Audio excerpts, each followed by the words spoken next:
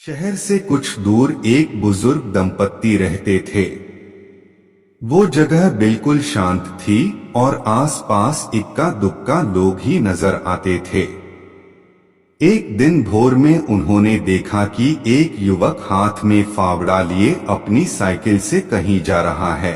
वह कुछ देर दिखाई दिया और फिर उनकी नजरों से ओझल हो गया।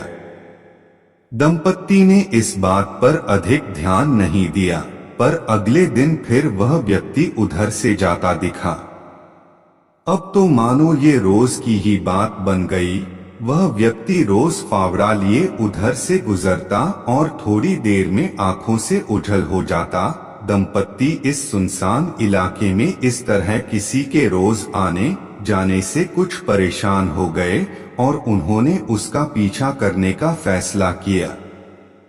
अगले दिन जब वह उनके घर के सामने से गुजरा तो दंपत्ति भी अपनी गाड़ी से उसके पीछे पीछे चलने लगे। कुछ दूर जाने के बाद वह एक पेड़ के पास रुक और अपनी साइकिल वहीं खड़ी कर आगे बढ़ने लगा। कुछ कदम चलने के बाद वह रुका और अपने फावड़े से जमीन खोदने लगा। दंपत्ति को ये बड़ा अजीब लगा।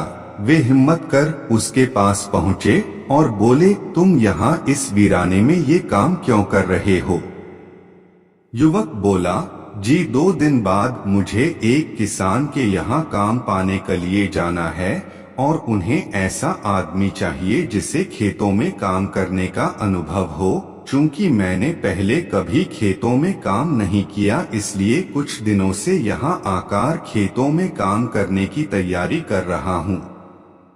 दंपत्ति यह सुनकर काफी प्रभावित हुए और उसे काम मिल जाने का आशीर्वाद दिया।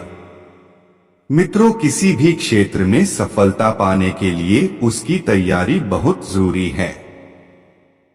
जिस ईमानदारी के साथ युवक ने खुद को खेतों में काम करने के लिए तैयार किया, कुछ उसी तरह हमें भी अपने अपने क्षेत्र में सफलता पाने के लिए खुद को तैयार करना चाहिए। धन्यवाद।